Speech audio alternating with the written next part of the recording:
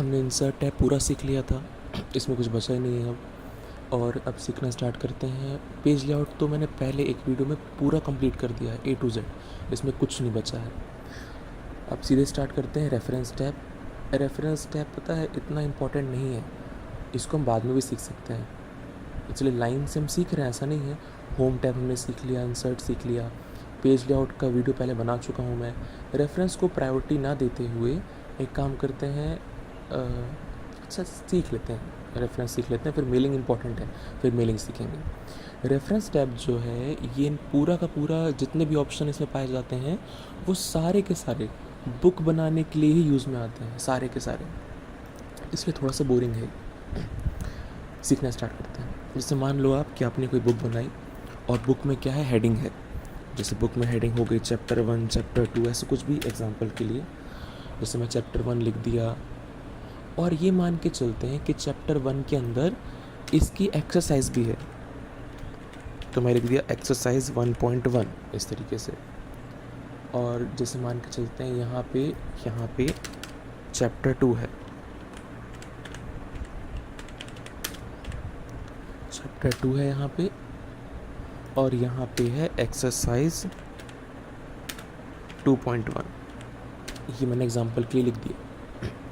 अब करना क्या होता है यहाँ पे कि जो मेन हेडिंग होती है, टॉप की हेडिंग, लेसन की जो हेडिंग होती है, मेन हेडिंग, उन सभी हेडिंग को सिलेक्ट करना है, ऐड टेक्स्ट में जाना है और लेवल 1 देना है मेन हेडिंग को। ये मैंने लेवल 1 दिया। जो सब हेडिंग होगी, जो एक्सरसाइज वगैरह होगी, जो सब हेडिंग होगी उसको सिलेक्ट करना है और ऐड टेक्स्ट में इनको लेवल 2 देना है। जितने चैप्टर 1, चैप्टर 2, चैप्टर 3, चैप्टर 4, जितने चैप्टर होंगे जो मेन हेडिंग होगी उनको लेवल 1, उनके अंदर जो आते हैं उनको लेवल 2 देते हैं। और अगर एक्सरसाइज 1.1 के अंदर भी कुछ आता तो उसको लेवल 3 देते। खैर आगे चलते हैं। चैप्टर 2 सिलेक्ट किया मैंने, चैप्टर 2 को कौन सी हेडिंग देंगे, वेरी गुड, लेवल 1 हेडिंग देंगे। और फिर जो 2.1 है जो उसकी सब हेडिंग है चैप्टर के अंदर, उसको लेवल 2 देंगे। ऐसा करने से फ़ायदा क्या होगा, अब देखो मैं थोड़ा लास्ट में आ जाता हूँ, एक बार इंटर करके मैं अगली लाइन में आ गया। अब देखो आप ये लिखा है टेबल ऑफ कंटेंट, यहाँ पे क्लिक करना है, पहला या दूसरा कोई किसी भी एक बॉक्स में आप क्लिक कर दो, कोई इतना फ़र्क नहीं होता। आप यहाँ क्लिक करोगे तो हेडिंग में कंटेंट लिखा आएगा, यहाँ क्लिक करोगे आप तो टेबल ऑफ कंटेंट लिखा आएगा। जैसे मैं यहाँ क्लिक कर दिया तो देखो आप कुछ बन के तैयार हुआ। थोड़ा सा मैं इसको जानबूझ के बड़ा कर देता हूँ ताकि साफ साफ दिखाई दे। ये देखो ये लिखा है कंटेंट, और ये क्या लिखा है, चैप्टर 1 कौन से नंबर पे है, पेज नंबर 1 पे है। एक्सरसाइज 1.1 कहाँ पे, पेज नंबर 1 पे है। और देख के क्लियर हो रहा है ना कि थोड़ा सा आगे बढ़ा हुआ है, मतलब क्या है, चैप्टर 1 के अंदर आ रहा है ये। चैप्टर 2 कहाँ है, सेकंड पेज पे है। एक्सरसाइज 2.1 कहाँ है, सेकंड पेज पे है। और जो ये बॉक्स बन के आता है ना, हाईलाइट जो हो रहा है, अगर आप इसमें कहीं क्लिक करोगे तो ये बॉक्स खुल जाएगा थोड़ी देर में। और जो हेडिंग है इस पर हम डायरेक्ट जा भी सकते हैं। कोई अगर बोले कि एक्सरसाइज 2.1 पे जाओ तो कीबोर्ड से कंट्रोल दबा के रखेंगे और इस पर माउस से क्लिक कर देंगे। लिखा भी आ रहा है ना, control plus click to follow link, तो मैं करता हूँ। ये मैं डायरेक्ट पहुँच गया, एक्सरसाइज 2.1 पे पहुँच गया ऐसे में। अब एक काम करते हैं, जैसे मान लो किसी ने चैप्टर की जगह इसको चेंज किया, चैप्टर की जगह इसको कर दिया किसी ने लेसन कर दिया, ठीक है, और लेसन 1 को वो आगे ले गया, आगे वाले पेजेस में। तो मैं लेसन 1 को ले आया हूँ 3rd नंबर के पेज में। कैसे पता चलेगा, तो ये यहाँ देख के लिखा ना 3 of 12, 3 of 12 मतलब टोटल 12 पेज हैं, 12 पेज में से हम हैं 3रे नंबर के पेज में। वैसे ही एक्सरसाइज 1.1 को मैं पूरा लिखता हूँ, फुल फॉर्म लिखता हूँ उसका यहाँ पे मैं। वैसे चैप्टर 2 की जगह मैं कर देता हूँ लेसन 2 और एक्सरसाइज को मैं पूरा लिख देता हूँ। अब एक बार ये चेक करते हैं कि क्या वो अपडेट हुआ जो हमने बनाया था। ये तो अपडेट ही नहीं हुआ, तो क्या करना है, इसमें क्लिक करना है एक बार तो ये खुल जाता है ये वाला एरिया। ये लिखा है अपडेट टेबल। अपडेट टेबल का ऑप्शन यहाँ भी होता है और यहाँ भी होता है, दोनों सेम है। अपडेट टेबल पे क्लिक करना है। यहाँ पे 2 ऑप्शन आपको मिलेंगे, update page number only, update entire table. Update page number only मतलब क्या हो जाएगा, अगर आपने केवल उनके पेज चेंज कर दिए एंटर कर कर के, आप पेज ब्रेक देख के केवल आपने पेज चेंज करे हैं, उनके कंटेंट में कोई बदलाव नहीं किया है, तो हम ये यूज़ कर लेंगे अपडेट पेज नंबर ओनली। लेकिन हमने तो उनके कंटेंट को भी चेंज कर दिया ना, चैप्टर को लेसन कर दिया, एक्स को हम पूरा हमने एक्सरसाइज लिख दिया है, तो क्या करेंगे अपडेट इंटायर टेबल पे क्लिक करेंगे और ओके, तो ये अपडेट हो गया। अब थोड़ा सा बड़ा कर लेते हैं इसको, ये पूरा अपडेट हो गया। ये हमने एक चीज़ सीखी, रेफरेंस टैब में टेबल ऑफ कंटेंट ही ख़त्म यहाँ पे, तो इसको हटाता हूँ मैं।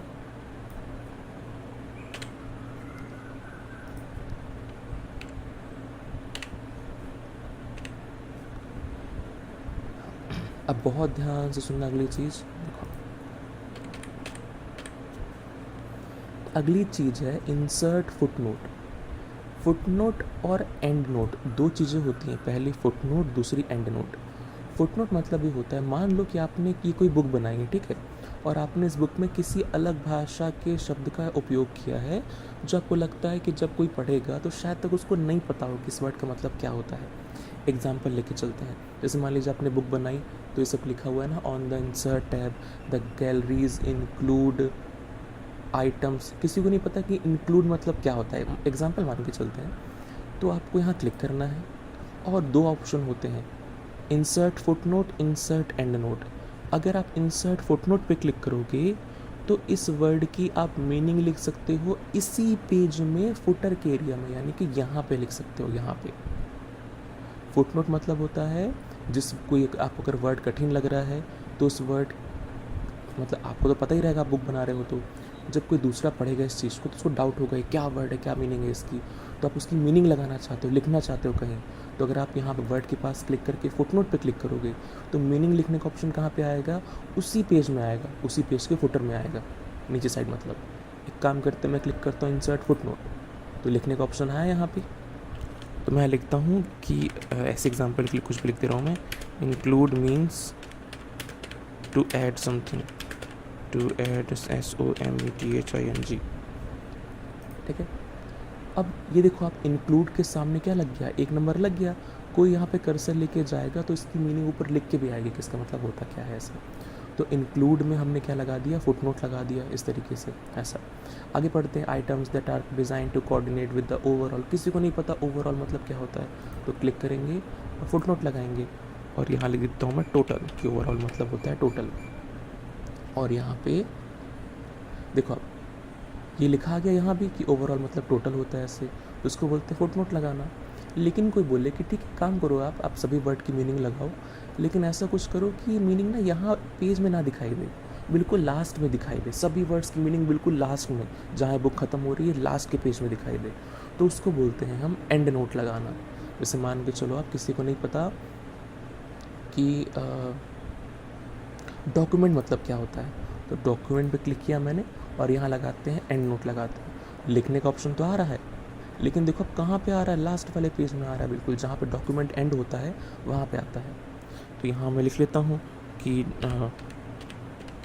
Document means a file, example के लिए कुछ भी लिख दिया मैं। अब दिक्कत ये होती है कि सर क्लियर कैसे होगा कि फुटनोट कौन सा है, एंड नोट कौन सा है, तो बहुत ईजी है। जहाँ पे 1-2 नंबर लिख के आ रहे हैं ना, 1 2 इंग्लिश के जो 1 2 3 4 नंबर लगे हैं, ये फुटनोट को दर्शाते हैं। और जो यहाँ पे आई का साइन आ रहा है, यानी कौन से रोमन नंबर आ रहे हैं, इनको शायद तक फर्स्ट सेकंड थर्ड बोलते हैं ऐसे, इनको ये दर्शाते हैं एंड नोट को, ठीक है। तो हमने इंसर्ट एंड नोट सीख लिया, इंसर्ट फुटनोट सीख लिया, इंसर्ट एंड नोट सीख लिया। अब देखो आपने शुरू में क्लिक किया, ये लिखा है नेक्स्ट फुटनोट, इसका मतलब होता है जहाँ पे अगला फुटनोट लगा है मुझे वहाँ ले जाओ। तो ये कहाँ ले जाएगा, क्लिक करने से यहाँ ले जाएगा। चेक करते हैं, ये देखो आप ले गया नेक्स्ट फुटनोट, फिर नेक्स्ट करेंगे तो फिर नेक्स्ट फुटनोट। अगर मैं क्लिक करूँगा नेक्स्ट एंड नोट, तो नेक्स्ट एंड नोट के पास ले जाएगा, एंड नोट यहाँ लगा है।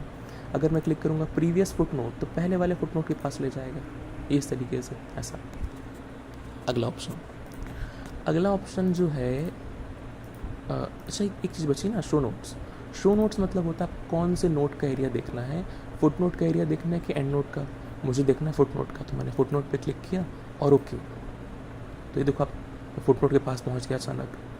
ध्यान रखना, आप ये चीज़ तभी काम करेगी, शो नोट्स तभी काम करेगा जब आपने दोनों लगाया होगा, फुटनोट और एंड नोट दोनों। केवल एक लगा होगा ना तो ये शायद खुलता नहीं है, कुछ एरर आता है ऐसे कुछ शायद। अब मान के चलते हैं कि आपको यहाँ पे किसी ने बोला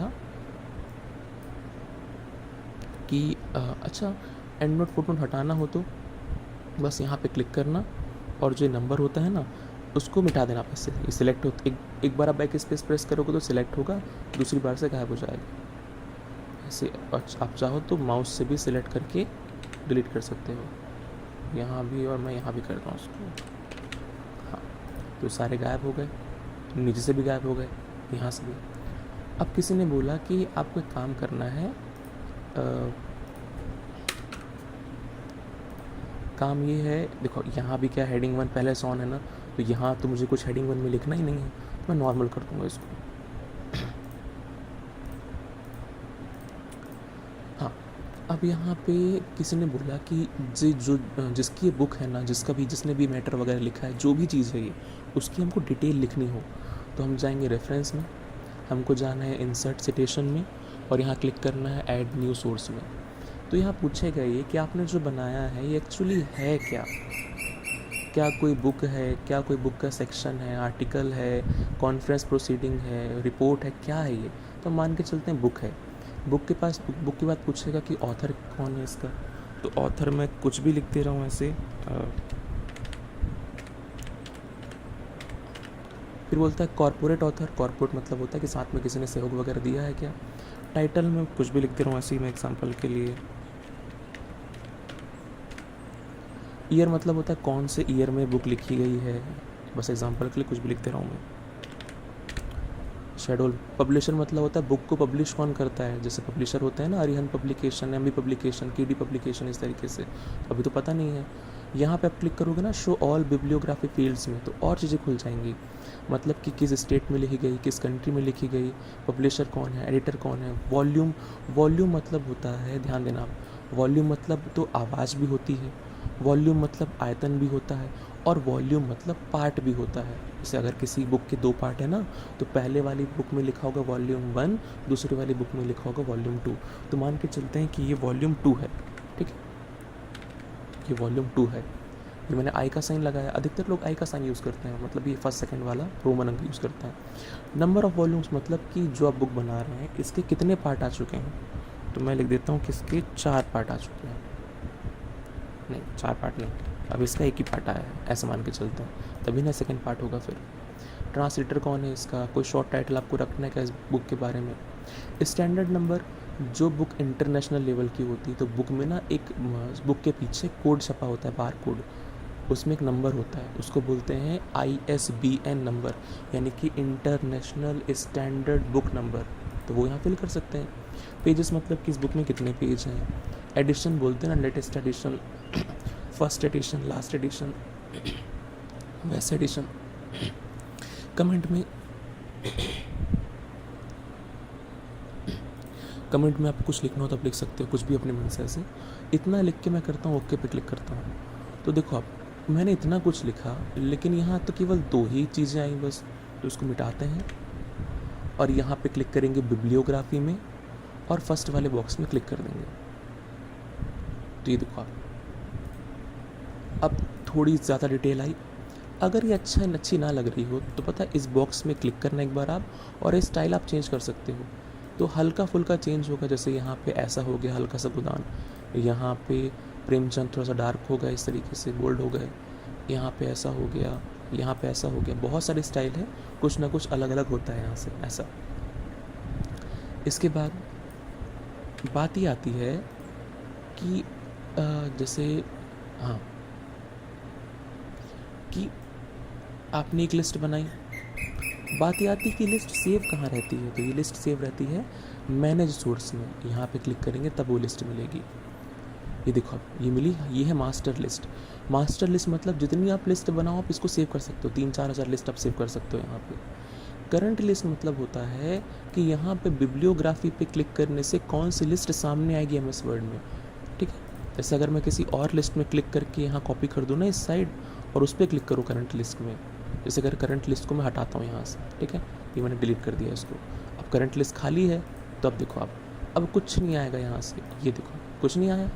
लेकिन अगर वैसे उसी समय में जो मास्टर लिस्ट है, मास्टर लिस्ट में प्रेमचंद पे क्लिक करके अगर मैं इसको कॉपी कर दूँ, कॉपी दिस साइड लिखा है ना ये साइन एरो का, इस पर कॉपी कर दूँ यहाँ, तो अब करंट लिस्ट में क्या आ गया, प्रेमचंद आ गया यहाँ पे। अब देखो आप, यहाँ क्लिक करूँगा और सिलेक्ट करूँगा तो अब इनका नाम आ जाएगा ऐसे, ये भी कंप्लीट।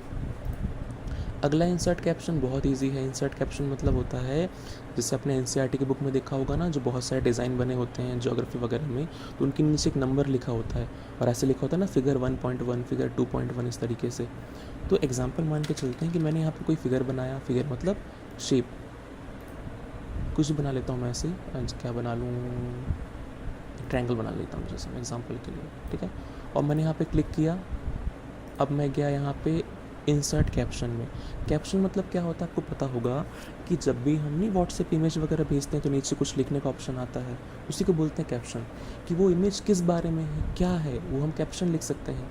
जैसे मैं यहाँ पे मुझे लिखना है, देखो अब यहाँ पे तो कर्सर ही नहीं आ रहा है, तो एक तरीका है, जहाँ भी लिखना होता है ना, बस आप माउस से वहाँ डबल क्लिक कर दो तो कर्सर वहाँ पे आ जाएगा, ठीक है। ये यहाँ पे कर्सर आ गया। अब मैं गया यहाँ पे इंसर्ट कैप्शन में, अभी मुझसे पूछेगा कि लेबल क्या है। लेबल मतलब कि क्या आपने कोई फिगर बनाया है, कोई इक्वेशन है, कोई टेबल है, तो क्या है, फिगर है, फिगर पे क्लिक कर देंगे। आप एक नया लेबल खुद क्रिएट कर सकते हो, ये लिखा है न्यू लेबल ना, आप यहाँ पे जाओगे तो खुद अब अगर आप कोई नई चीज़ लगा रहे हो तो आप उसको नया नाम दे सकते हो। अभी तो हम फिगर ही लगा रहे हैं और यहाँ फिगर 1 ऑटोमेटिकली लिखा आ जाएगा, तो यहाँ पर मैं ओके पे क्लिक करता हूँ, तो फिगर 1 लिखा आया। और यहाँ लिखता हूँ मैं, यहाँ लिख देता हूँ मैं ट्रायंगल, एग्जाम्पल के लिए। ट्रायंगल लिखने के बाद हाँ, ऐसे बहुत सारी चीज़ें बना सकते हो, जहाँ जहाँ शेप लगा वहाँ पे। फिगर 1 यहाँ पे आया है ना, अगर अगला कोई शेप होता है उसमें अपने आप फिगर 2 लिखा जाता ऐसे। इससे फ़ायदा क्या होता है, इससे हम फिगर्स का इंडेक्स बना सकते हैं। इतना करने के बाद आपको जाना है इंसर्ट टेबल ऑफ फिगर्स में, और यहाँ पे इनमें से कुछ नहीं करना है आपको केवल यहाँ पे ओके पे क्लिक कर देना है, तो बन के आया फिगर 1 ट्रायंगल। कहाँ पे है, फर्स्ट नंबर के पेज में। ऐसे जितने फिगर आप बनाओगे, मार्क करोगे, उन सारे का इंडेक्स एक साथ जनरेट हो जाएगा। और यहाँ पे अगर आप क्लिक करोगे तो उसको अपडेट भी कर सकते हो, अगर पेज वगैरह चेंज हो गया हो, कुछ वर्डिंग चेंज हुई हो, तो अपडेट टेबल पे क्लिक करके हम फिगर को अपडेट कर सकते हैं ऐसा, ठीक है। सेम चीज़ पेज नंबर अपडेट करना है कि पूरा का पूरा टेबल ऐसा। क्रॉस रेफरेंस इसको नहीं सीखते, लास्ट में सीखेंगे, ठीक है, बोरिंग ऑप्शन है, मैं बता दे रहा हूँ। वैसे इस पर क्लिक करोगे आप ना, तो आपने अपने डॉक्यूमेंट में क्या क्या लगाया है, आपने कहाँ कहाँ हेडिंग लगाई है, तो देखो आप, हमने 4 हेडिंग लगाई है, ये आ गया। कहाँ कहाँ आपने बुक मार्क लगाया है, बुक मार्क तो कोई है ही नहीं, तो इसमें क्रॉस चेक कर सकते हैं कहाँ कहाँ foot note, and note, equation हमने क्या क्या लगाया है। फिगर हमने देखो 1 लगाया है तो 1 दिखा रहा है यहाँ पे, ईच काम है इसका। अगली चीज़ जो बहुत बोरिंग बची है, अब ये दोनों चीज़ें मुझे बिल्कुल नहीं पसंद। आपको अपने डॉक्यूमेंट में से कुछ वर्ड्स अच्छे लगे, जैसे गैलरीज अच्छा लगा, इंक्लूड अच्छा लगा, तो इनको आप सेव कर सकते हो। देखो कैसे, मार्क एंट्री में गए, ठीक है, देखना आपको अगर अच्छा लगा, ये चेंज वर्ड अच्छा लगा, तो आपने चेंज को सिलेक्ट किया। चेंज को सिलेक्ट करने के बाद यहाँ पे आके ना खाली जगह पे एक बार क्लिक कर देना आप, तो देखो आप ये चेंज आ गया। इसको करते हैं मार्क। आपको अच्छा लगा कमांड वर्ड, तो आपने सेलेक्ट किया और यहाँ पे आके यहीं कहीं क्लिक कर देना आप, इस वाले डायलॉग बॉक्स में आके, तो कमांड वर्ड भी आ जाएगा और आपने मार्क कर दिया, ठीक है। तो ऐसे हम वर्ड्स को मार्क कर सकते हैं। मार्क करने के बाद इंसर्ट इंडेक्स में जाएंगे और ओके पे क्लिक कर देंगे, तो देखो आप, जो हमने वर्ड मार्क किया होगा ना, वो वर्ड आ जाएगा कि चेंज भी आ गया, कौन से नंबर पेज पे, 10 नंबर पे। कमांड आ गया, कौन से नंबर पेज पे, 10 नंबर पे। तो जो हम वर्ड सिलेक्ट करके सेव करेंगे वो लाइन से लग जाएंगे ऐसा। एक बात का विशेष ध्यान रखना, जब भी हम मार्क एंट्री या मार्क सिटेशन का ऑप्शन यूज़ करेंगे, तो ऑटोमेटिकली होम टैब का जो ऑप्शन होता है ना, उल्टा पी वाला, पैराग्राफ मार्किंग का, ये ऑन हो जाता है। इसको ऑफ कर सकते हो आप, ठीक है, बार बार ये ऑन हो जाएगा जितनी बार आप यूज़ करोगे।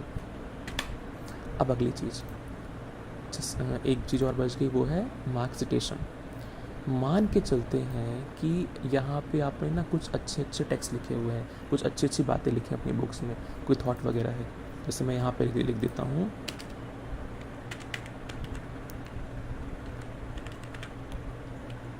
ऑनेस्टी क्या लिख रहा हूँ मैं, एक मिनट, 2 हाथ से लिखना पड़ेगा मेरे को।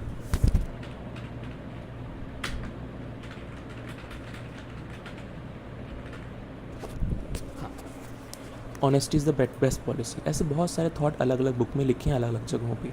आप चाहते हो कि इन सब की आप एक सीरीज़ बना के रख लो एक पेज में, कि जहाँ पे सारे थॉट लिखे हों, अलग अलग ना हो, अलग अलग पेज में ना हो, मतलब अलग अलग पेज में तो हो ही, एक अलग पेज में या लास्ट के पेज में ना सारे थॉट एक साथ लिख जाएँ और उनका इंडेक्स बन जाए।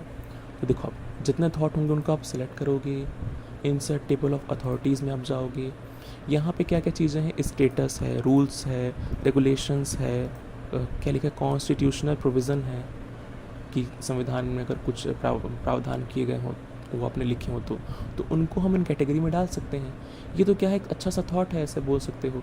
तो थॉट की तो कैटेगरी ही नहीं है, तो क्या करेंगे यहाँ पे, बनाएंगे कैटेगरी। कैसे बनाएंगे, देखो आप कहाँ के बनाने का ऑप्शन, मॉडिफाई में रहता है। हाँ, मॉडिफाई, मैं कहाँ चला, अच्छा मैं यहाँ चला गया, मार्क सिटेशन में जाना है। मार्क सिटेशन में जाएंगे, हाँ गलती से मैं क्लिक कर दिया था। थॉट को सिलेक्ट करने के बाद मार्क सिटेशन में गए। अब देखो आप यहाँ पे कैटेगरी लिखा है, कैटेगरी में गए और यहाँ पे जो 8 नंबर है, 8 तो की कैटेगरी होती नहीं है, 8 को रिप्लेस करते हैं THOUGST थॉट से, और मैंने कर दिया रिप्लेस और ओके। तो अब देखो आप जहाँ कैटेगरी है वहाँ पे क्या है अभी केस, तो जो हमने थॉट बनाया है उस पर क्लिक करेंगे और यहाँ पे कर देंगे, इसको मार्क कर देंगे, ठीक है, क्लोज। फिर लास्ट में चलते हैं, जाना है इंसर्ट टेबल ऑफ अथॉरिटीज़ में, ऑल पे क्लिक करोगे आप तो जितना आपने कैटेगरी में आपने जो जो ऐड किया होगा सब आ जाएगा। मैं केवल थॉट पे क्लिक करता हूँ और ओके, तो आ गया, थॉट हेडिंग आ गई। और ये honest is the best policy कौन से पेज नंबर पे, सेकंड पेज नंबर पे लिखा है ऐसा। ये जो पैराग्राफ मार्किंग इसको हटा देना उल्टे पिक पे क्लिक करके, तो ये हट जाएगी ऐसा, ठीक है। अब रेफरेंस टैब पूरा खत्म हो गया, कुछ नहीं बचा है इसमें।